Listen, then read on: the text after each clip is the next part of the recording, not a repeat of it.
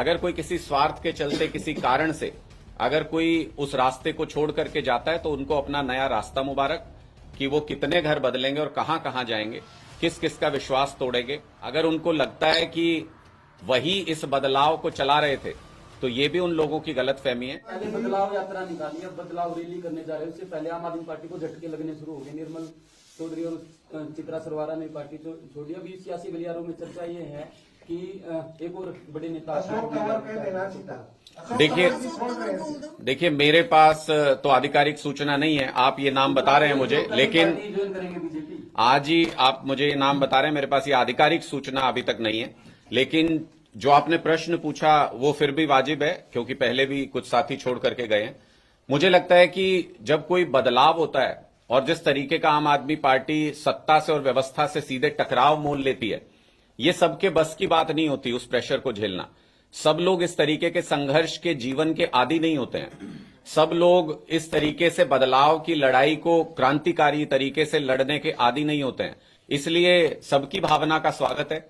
जो आम आदमी पार्टी में आते हैं, हमारा काम है उनको खुली बाहों से उनका स्वागत करना, उनको पूरा सम्मान देना। अगर कोई किसी स्वार्थ के चलते किसी कारण से अगर कोई उस रास्ते को छोड़ करके जाता है तो उनको अपना नया रास्ता मुबारक।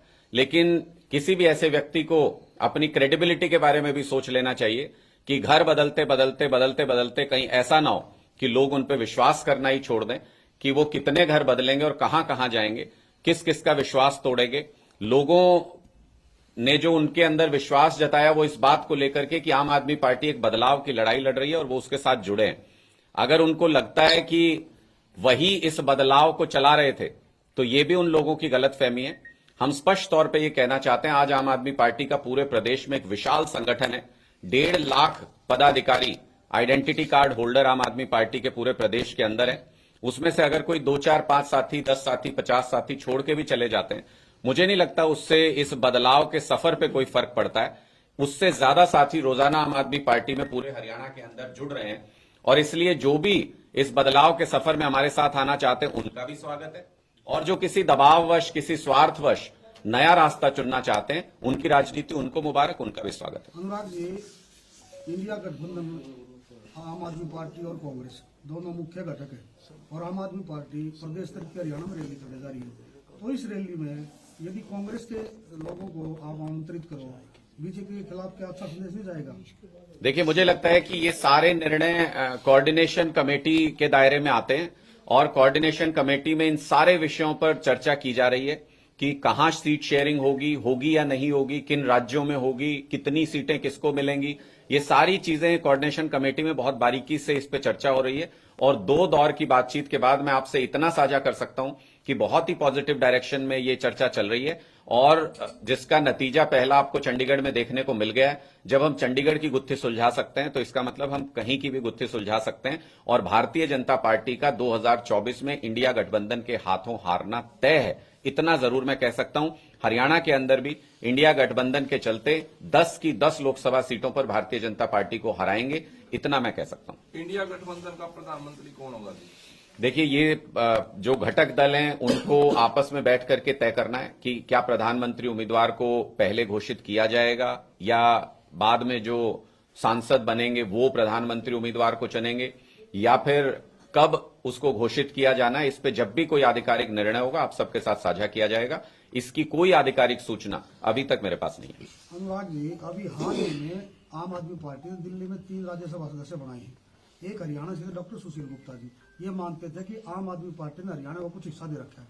ठीक है, आपका उनका बयान आया कि आम आदमी पार्टी के सुशील गुप्ता स्वयं राज्यसभा छोड़ रहे हैं, हट रहे। तो उस हिस्से को बरकरार रखने के लिए क्या आम आदमी पार्टी ने हरियाणा से ही कोई चेहरा नहीं देना चाहिए था? देखिए, मुझे लगता है कि 2024 में हरियाणा में आम आदमी पार्टी एक तरफा बहुमत की सरकार बनाने जा रही है और एक के चक्कर में क्यों पड़े हो।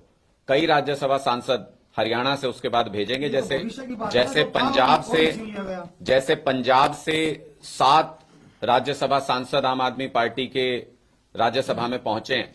उसी तरीके से हरियाणा में भी हरियाणा के लोग जब यहां पर बेजोड़ समर्थन देके आम आदमी पार्टी की सरकार बनवाएंगे तो यहां से भी हरियाणा के राज्यसभा सांसदों को पार्लियामेंट में भेजा जाएगा।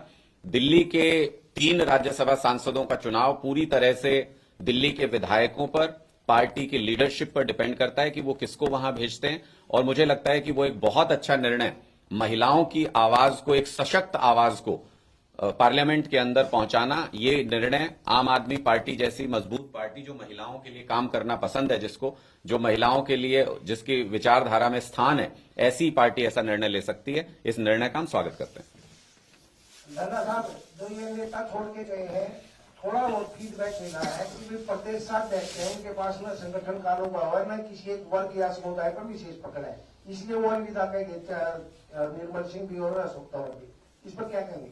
देखिए, मुझे लगता है कि कोई संगठन छोड़ने के बाद उसके बारे में कोई अपने नेगेटिव विचार रखना, तो आप इसको किसी व्यक्ति की खींच भर कह सकते हैं। जिस पार्टी ने 6 महीने के समय में पूरे गुजरात में संगठन बना के और उस संगठन के जरिए 41 लाख वोट हासिल कर लियो, जिस पार्टी ने पिछले 10 साल के अंदर कीर्तिमान स्थापित कर दिया और 2 राज्यों में सरकार बना करके और 2 और राज्यों में विधायक बना के और नेशनल पार्टी बन के, ऐसी पार्टी के संगठन के बारे में कोई ऐसा व्यक्ति सवाल उठाए जिनका कि अपना अनुभव, निजी अनुभव अच्छा ना रहा हो, तो मुझे ये प्रासंगिक नहीं लगता, मुझे ये सही नहीं लगता। हरियाणा में तो राजनीति है, वो आपको पता है जातिवाद पे भी चलती है ज्यादातर, तो उसमें वो शायद वो कहेंगे। मैं किसी ऐसी जाति को नहीं जानता जिसके बच्चों को अच्छे स्कूल नहीं चाहिए। मैं किसी ऐसी जाति को नहीं जानता जिसके युवाओं को रोजगार नहीं चाहिए। कोई ऐसी जाति हरियाणा में नहीं है जिनको बिजली पानी की अच्छी व्यवस्था नहीं चाहिए। कोई ऐसी जाति हरियाणा में नहीं है जिसको अच्छी सड़कें नहीं चाहिए, टोल फ्री सड़कें नहीं चाहिए। इसलिए ये जाति की राजनीति वो पार्टियां करती आई हैं आज तक जिनको जाति के नाम पे वोट हासिल करना था। आम आदमी पार्टी काम की राजनीति करती है, सभी जातियों को साथ लेकर राजनीति करती है। इसलिए मुझे लगता है कि आम आदमी पार्टी की राजनीति का दौर आ चुका है और हरियाणा के लोग उसका दोनों हाथों से स्वागत कर रहे हैं। ईडी लगातार अरविंद केजरीवाल जी को समन भेज रही है, लेकिन वो क्या करना है? ईडी जो है लगातार समन भेज रही है, पेश होने के लिए कह रही है, लेकिन अरविंद केजरीवाल जी पेश नहीं हुए। अभी वो गोवा दौरे पर निकल जाएंगे, आज उनको पेश होना था। क्या देखिए, अगर कोई एजेंसी कानून सम्मत कार्रवाई करती है तो उसका कानून के मुताबिक जो सबसे अच्छा जवाब होगा उस तरीके से उसका जवाब दिया जाएगा। लेकिन अगर कोई एजेंसी सीधे तौर पे भारतीय जनता पार्टी की एजेंट बनके, भारतीय जनता पार्टी की एजेंट बनके उनके दफ्तर में बनाई गई कहानियों को नोटिस बना के भेजने लगे नेताओं को और उस हिसाब से छापेमारी और कार्रवाई करने लगे, तो ऐसे भारतीय जनता पार्टी के एजेंट के सामने पेश होना कोई हमारी मजबूरी नहीं है।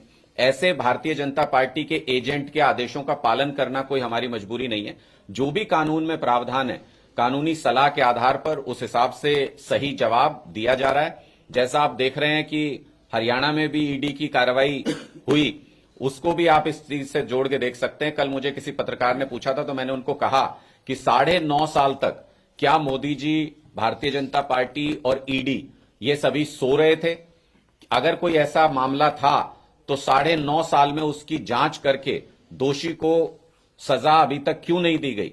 और अगर दोषी नहीं थे तो बाइज्जत बरी क्यों नहीं किया गया? क्यों चुनाव का इंतजार किया गया कि विपक्षी दलों के सभी नेताओं के खिलाफ ईडी की कार्रवाई की जाए, उनको किसी न किसी तरीके से तोड़ने की कोशिश की जाए? लेकिन ये जानते नहीं है कि आम आदमी पार्टी के लोग किस मिट्टी के बने हैं। ये जितनी मर्जी कोशिश कर लें, हमारा एक नेता नहीं तोड़ सकते। जेलों के अंदर रहेंगे, जेल के अंदर से सरकार चलाएंगे, लेकिन इनकी इन साजिशों का जवाब देंगे।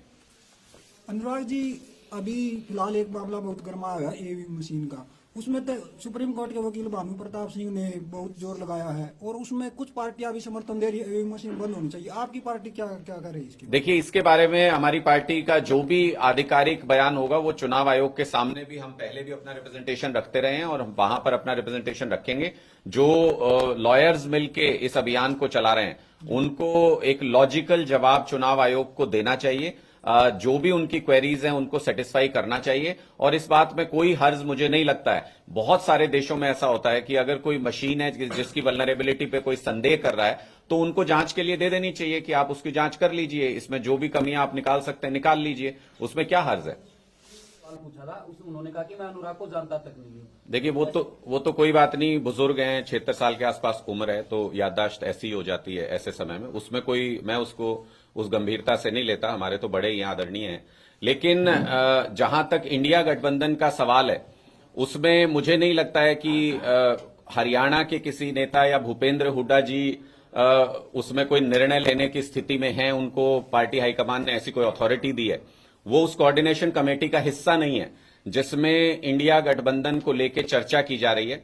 हमारा पूरा पुरजोर तरीके से यह मानना है कि 2 दौर की बातचीत हुई है कोऑर्डिनेशन कमेटी की, बहुत ही सौहार्दपूर्ण, बहुत अच्छे नतीजे उसके निकल करके आएंगे, बहुत पॉजिटिव बातचीत हुई है और आगे भी स्पेसिफिक जगहों को लेके, एक एक चीज को लेके, बारीकियों को लेके डिस्कशन उसमें किया जा रहा है। हम इसको लेके बहुत पॉजिटिव है कि इंडिया गठबंधन के अच्छे नतीजे आने वाले हैं और उसका आपको जो पहला ट्रेलर है वो आपको चंडीगढ़ में दिखना भी शुरू हो गया है, जहां पे इंडिया गठबंधन के चलते आम आदमी पार्टी का मेयर बनने जा रहा है और भारतीय जनता पार्टी भागी भागी फिर रही है कि इस चुनाव को कैसे टाला जा सके।